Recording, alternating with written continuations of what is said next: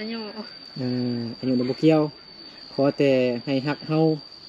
แล้วก็ฮักครอบครัวเฮาฮักอันพ่อแม่เฮาแม่นบ่แม่นบ่แม่นว่าฮักแต่เฮาคนเดียวเด้เนาะอายุบ่เกี่ยวจะเหี่ยวหรือตึงก็ดึงได้เพลงอันนั้นน่ะห้องดูไปห้องเป็นบ่บ่อืม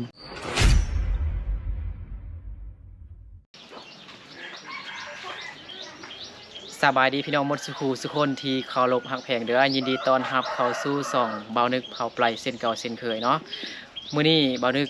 อยู่บ้านดงหลวงเมืองเพียงแขวงไสยบุรีสปปลาวเหนือเนาะสำหรับคลิปนี้แม่นเบานึกจะไปหาน้องฝ่ายเนาะเบานึกไปหาน้องฝ่ายก็เพราะว่ามี FC เนาะอยู่ทางฝั่งไทยพุ่นแหละหลายคนอยากฮู้อันค่าดองหรือว่าค่าสินสอดของน้องฝ่ายนั่นเองทุกคนเนาะสาวแม่ห้างสาวปลายปีทุกคนเนาะสาวเอ็ดสาวเท่าไหร่วะสาว3บ่สาว3ปีเนี่ยสาวเอ็ดปีทุกคนเนาะสาวเอ็ดปีทุกคนเนาะเดี๋ยวมื้อนี้ก็สิฮู้นำกันเนาะว่าค่าสินสอดหรือว่าค่าดองของน้องฝ่ายหั่นจักล้านเนาะหรือว่ามีคำบ่มีเป็นสัตว์หรือว่าอีหยังบ่เนาะลายซำใดหั่นน่ะเนาะเดี๋ยวเราจะไปลงรายละเอียดนำน้องฝ่ายกันเลยทุกคนเนาะโอเคไปเลยเดี๋ยวอันนี้เป็นลูกหรือหลานนี่นะหลานเนาะอ๋อตอนนี้ก็บ่นึกก็ได้นั่งอยู่นำน้องฝ้ายแล้วเด้อเนาะสบายดีน้องฝ้ายสบายดี FC กันเนาะโดยสบายดีเด้อเนาะบ่เจ็บบ่ไข้ติเนาะสบายดีอยู่ติ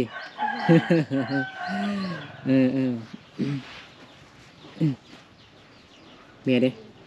สบายดีเมียเด้อสบายดีโดยสบายดีน้องลาเด้อันนี้เป็นลูกน้องฝ้ายบ่หรือว่าหลานเนาะน้องฝ้ายมีแต่ลูกคนเดียวเห็นบ่ลูกคนเดียวคนเดียวเนาะแล้วบ่มีตั้งให้แม่นั่งเนาะนี่บ่แม่นแม่แท้เนาะแม่เลี้ยงเนาะแม่เลี้ยงทุกคนเนาะมันก็คือแม่แท้เพราะว่าเขาเลี้ยงมาตั้งแต่เกิดนั่นแหละทุกคนแม่นบ่ฝ้ายเนาะ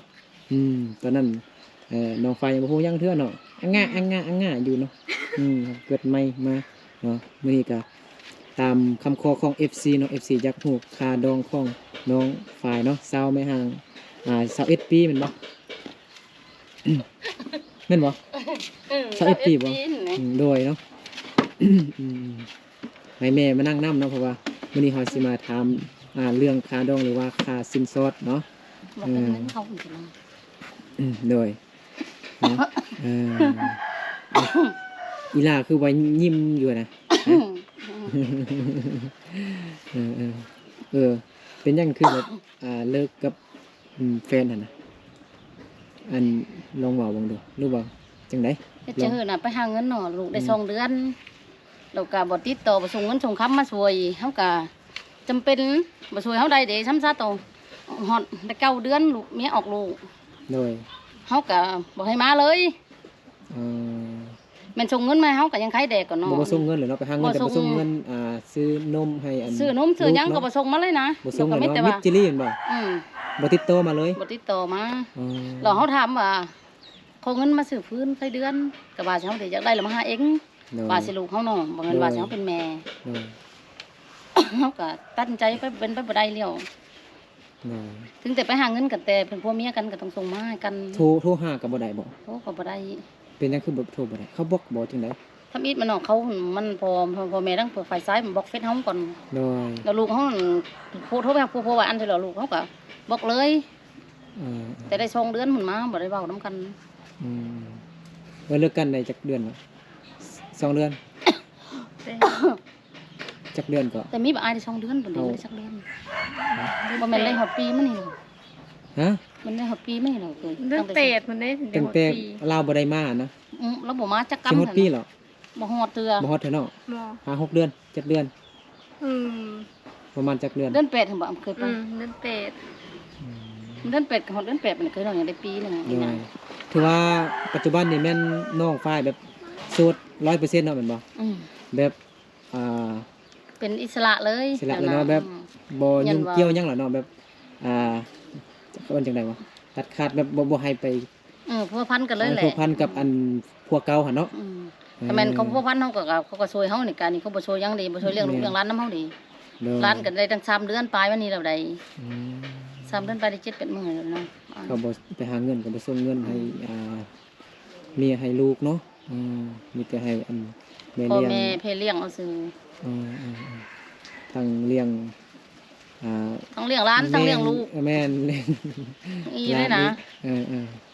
แล้วผู้นี้มันลูกของ ลูกผู้น้อง ผู้น้องอันน้องฟ้ายแม่นบ่น้องฟ้ายหันจักปีซั่น อันนั้นได้20 ปีมันนี่ 20ปีเนาะน้องฟ้ายมัน21ปีเนาะเกิดแบบว่าคันกันบางปีนะ ปีซื่อๆเนาะแล้วผู้นั้นก็แม่นลูกแท้ๆเนาะลูกแท้ๆของอันลูกแท้แต่ฮักไอ้น้องเขาก็ฮักกันแบบว่าลูกแท้ลูกพอลูกแม่เดียวกันเลยนะเนาะยังบ่ได้ถามมันชื่อแม่เนาะแม่ชื่อว่าจังได๋ชื่อจันเนาะลูกชื่อฟ้ายมื้อนี้คือ FC ให้มาถามเรื่องค่าดองหรือว่าค่าสินสอดของน้องฟ้ายเนาะเพราะว่า FC หลายคนบ่นึกไปถามค่าสินสอดหรือว่าค่าดองของน้องฟ้ายเด้สิไปแต่งจังซั่นจังซี่โอ้มีหลายคอมเมนต์อยู่เนาะ แล้วมื้อนี้พอดีมีเวลาเนาะเอามาถามเบิ่งแม่กับน้องฟ้ายเนาะถามเรื่องค่าดองค่าสินสอดเป็นจังไดเนาะเงินประมาณเท่าใดเนาะมีคำบ่มีสัตว์บ่จังไดลองเว้าเบิ่งดูเว้าเบิ่งเนาะเว้าเบิ่งเนาะมาเป็นเงินซิเนาะว่าก็ว่าอยากเงินสินสอดอยากได้ 60,000แล้วค้ำบัตรนึงอีใช่คำเอาไว้เงิน 60,000 เนาะ60,000 เนาะ 60,000 บาทเด้อทุกคนเนาะแล้วคำบัตรนึงเนาะถ้ามีใครสนใจเนาะอยากแต่งอยากหรือว่าให้สมมติมีผู้บ่าวไทยอยากได้น้องไปอยู่น้ำอยู่ไทยได้บ่แบบบ่ได้อยู่พุ่นตลอดนะไปเที่ยวไปเที่ยวมาเนาะไม่ยังหั่นนะดินเฮาก็มีแล้วดิอยู่นี่เฮาก็มีดินแม่นบ่ค่อยอยากใจนะเนาะถึงได้เอากันแต่ไปหาอยู่เงินอยู่พุ่นแต่มาเฮ็ดเงินอยู่พี่อยู่ไปอยู่มาอีเอาที่เฮาอยู่นี่ที่ไปอยู่ได้เขาอยู่พุ่นก็เป็นไปบ่ได้เฮายังมีพ่อมีแม่อยู่ดีดินก็ยังมีอยู่อยากให้มาปลูกเงินอยู่พี่แล้วก็ไปหาประกันไปหาเงินหาคำไปอยู่นำกันพุ่นเดี๋ยวร้านนั่นแม่สิรับเลี้ยงเอาแต่ว่าให้ลูกส่งเงินขนมมาให้ร้านนั้นเลี้ยงร้านนั้นซื่อๆนะแม่นบ่ให้คืออันพวกเก่าได้เนาะบ่ให้คือพวกเก่านั่นคือพวกเก่าอะไรได้สมมุติใดอันพวกใหม่เนาะสมมุติมีผู้บ่าวทางไทยเนาะมาขอมาแต่งแล้วแบบไปหาเงินหั่นนะนำผัวเรามิดทั้งผัวทั้งเมียบ่ได้เลยเนาะก็ได้เบิ่งพ่อเบิ่งแม่ได้ลูกเฮาไปแล้วก็ได้เบิ่งเฮาแม่นเฮาเลี้ยงลูกมาเฮาก็อยากเห็นหน้าลูกเคยให้ลูกเคยเลี้ยงเฮาแม่นเนาะแม่ของน้องฝ้ายว่าก็อยากถ้ามีอันผู้บ่าวไทยสนใจอยากมาขอมาแต่งก็อยากให้ผู้บ่าวไทยมาอยู่ลาวเนาะเพราะว่าน้องฝ้ายก็มีดินเฮือนเห็นบ่แบบปลูกเฮือนไว้นี่แล้วก็หลังจากนั้นแล้วก็ผู้บ่าวไทยอยากแบบไปหาเงินบ่ให้ส่วนอันน้องฝ้ายเนาะไปหาเงินนำกันอยู่ไทยเพิ่นก็ได้เนาะแบบเที่ยวไปเที่ยวมาแล้วฮอดใช้เราเมื่อกี้ค่าดองค่าสินสอดฮอด60,000 บาททุกคนเนาะแล้วก็คำมัน1 บาทแล้วเป็นสัตว์มันยังไงเป็นงัวเป็นควายบ่มีติเฮาก็บัดเฮาเว้ากันพุ่นแหละยังมีมาเฮ็ดไผเพียงเพียงพี่เฮาเนาะสมบัติพี่เฮานั่นสมมุติว่าแม่นเฮาเฮ็ดดองเฮาก็สิได้ซื้อหมูหั่นแหละควายก็ซื้อแหละซื้อหมูมาเฮ็ดแล้วก็แล้วเฮ็ดควันเฮ็ดมาหยังเนาะไก่เป็นเฮ็ดฟันแล้วก็แล้วตอนนี้คือบ่แม่นอยู่อันเฮือนของอันอีเมเนาะเขาอยู่อันเฮือนน้องเห็นบ่น้องอายเนาะเพราะว่าอยู่พุ่นแบบมันมีต้นไม้ทุกคนเนาะมันมีต้นไม้แบบมันมีแสงมันบ่ค่อยเห็นภาพชัดเจนหั่นนะก็เลยมาอยู่นี่เนาะพุ่นโอ้มันแท้ล้านจอนลูกยาให้อันน้อยนี่ลูกยาเอาเบิ่งเด้มาพี่กะลูกยาพี่นะนี่อยากดังบ่ไม่นี่ดังไฟเนาะแล้วเข้าไปใส่นี่นะอยู่เฮือนพุ่นหมดจองเข้าอันนั้นเนาะเฮาอยู่เฮือนเข้าแล้วเข้าอยู่เฮือนเฮาเนาะเข้าเบิ่งอันพอดีอันเมียค่ายอันเครื่องย่อยเนาะขนมข้าวต้มน้ำมาหยังนะเราให้อัน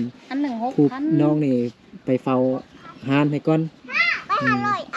แล้วเฮาก็มาถ่ายคลิปอยู่นี่ทุกคนเนาะวังกี้นี่ก็ฝนตกพี่น้องแต่ว่าบ่ตกแฮงเนาะก็พอบ่มีขี้ฝุ่นเนาะ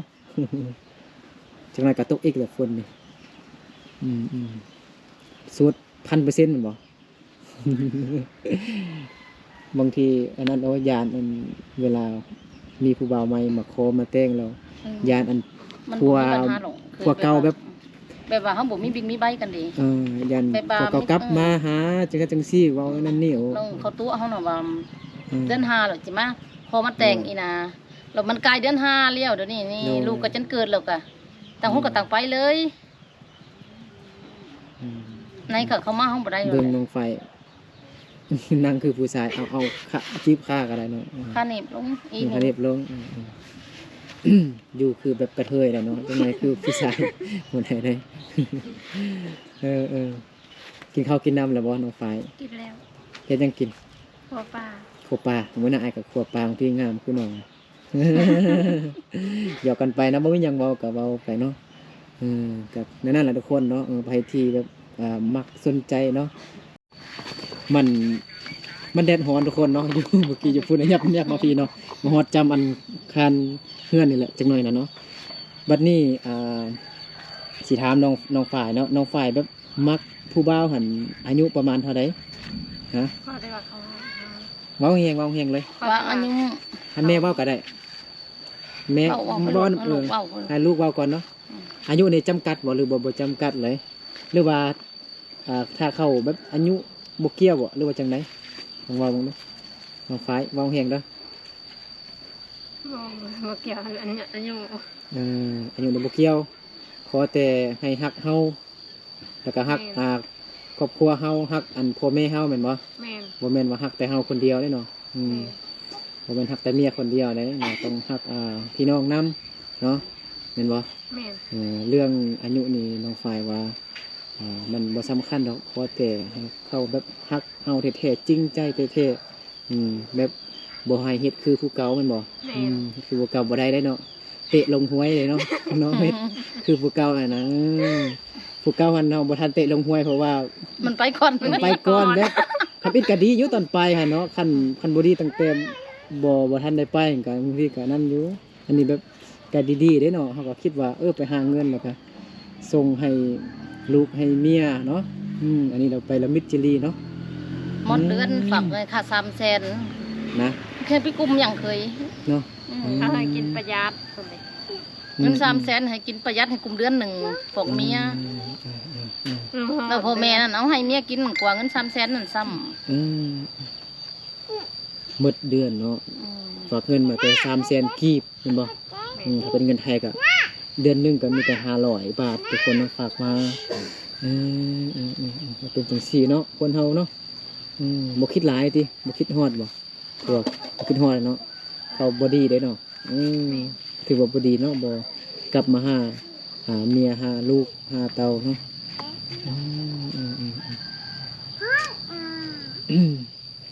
บ่มีหยังเว้าเนาะมาเบิ่งลุงก่อนลุงเอามักม่วงมา คอได้ลุงหยอก คอร้านคอกินเลยหยอกซื่อๆมีร้ายแล้วเขียวเสวยมองเขียวเสวยยวนเฮือนเต้มันจนเน่าแล้วกินได้4-5 หน่วยนั่นเหรอแดดหอเนาะอีเมฆก็ฮ้อนแห้งอีเมฆกลับเฮือนก่อนก็ได้เดี๋ยวสิลมน้องไฟโตเด้อ ไปเลยเนาะไปกัน โอเค กดเลย ขอบใจ ลูกกดเลย เด้อขอบใจแม่หลายเด้อ ใจ เนาะไปโดยบายเนาะนั่นเนาะเป็นคาดองคาสินสอดนี่ก็ทำแม่หมดแล้วทุกคนเนาะแม่ก็บอกกันหมดแล้วเนาะเงิน 60,000 บาทคำ1 บาทว่าสั่นเนาะเกี่ยวกับมันนี่อายุมันบ่น้องควายว่ามันบ่สำคัญเนาะบ่เกี่ยวเนาะอายุบ่เกี่ยวจะเหี่ยวหรือตึงก็ดึงได้เพลงอันนั้นน่ะห้องมึงดูไฟห้องเป็นบ่ บ่ เคยฟังอยู่เพลงนี้น่ะ บ่เคย เนาะให้แม่ไปพักผ่อนก่อนเนาะมันฮ้อนแล้วก็บ่มีคนเฝ้างานเด้เนาะให้เครื่องให้ขนมข้าวต้มเนาะแม่กลับก่อนเนาะเพราะว่าแม่ก็ได้เว้าแล้วเรื่องค่าสินสอดค่าดองหั่นเนาะ60,000เนี่ยคันเป็นเงินกีบเนี่ยความเท่าใดเนี่ยนะ 60,000ก็6 ล้านบ่36 ล้านเอาไหม36 ล้านเหรอเนาะ36นั่น36 ล้านทุกคนเนาะ36 ล้านบ่ฮอดแสนทุกคน60,000ซื้อๆเองเนาะผู้บ่าวนี่อายุบ่เกี่ยวเนาะบ่สำคัญเลยแม่นบ่น้องฟ้าย แม่น หับได้หมดขอแค่หักเฮาเนาะให้เบาจนน้ำลายจังน้อยแล้วมึง น้ำลายพวกเรานึกฟอยลายกว่าน้องฟ้ายจังกว่านี้นั่นแหละเด้อทุกคนเนาะใครสนใจเนาะตอนนี้น้องฟ้ายก็มีเฟซแล้วเนาะมีเบอร์แล้วเนาะใครที่สนใจก็ทักหาน้องได้เนาะเดี๋ยวบ่นึกจะเอาเฟซหรือว่าเบอร์โทรน้องขึ้นหน้าจอให้ทุกคนได้เข้าไปพอเป็นเพื่อนแชทหาน้องได้เนาะทักหาน้องได้เด้อทางเฟซหรือว่าคันทักหาน้องไฟล์บ่ได้ก็ทักหาเบานึกก็ได้เด้อเนาะน้องไฟล์แบบเป็นคนขยันนะทุกคนเนาะมือนั่นบ่นึกก็ได้จอบเบิ่งก็เห็นตัดฟืนตัดรัวทางหญ้าอยู่เด้เนาะน่าจะอันนั้นเนาะลูกของน้องอาจจะรับนอนเนาะมันบอกนั่นน่ะเห็นเฮ็ดเวียกอยู่เนาะโอเคเนาะตามนั้นเด้อ FC เนาะ FC ที่ขอเข้ามาเนาะให้มาถามค่าดองค่าสินสอดของน้องฟ้ายเนาะถามให้แล้วเด้อเนาะใครที่รับได้ก็รับเนาะเงิน 60,000 บาทคำบาทหนึ่งทุกคนเนาะทองบาทหนึ่งโอเคเดี๋ยวก็สิประมาณนี้แหละคลิปนี้ทุกคนเนาะถ้าใครเกิดมาคลิปนี้ก็ฝากกดไลค์กดแชร์แล้วก็กดติดตามให้ช่องเบานึกเด้อเนาะเพื่อเบานึกมีกำลังใจไปเลาะหาหายผู้สาวงามๆอยู่ในชนบทลาวให้พี่น้องอยู่ทางบ้านนะครับเบิ้งครับชมเนาะโอเคสำหรับคลิปนี้ก็ลาทุกคนไปก่อนเนาะสบายดีน้องฟ้าย สบายดี น้อยบ๊ายบาย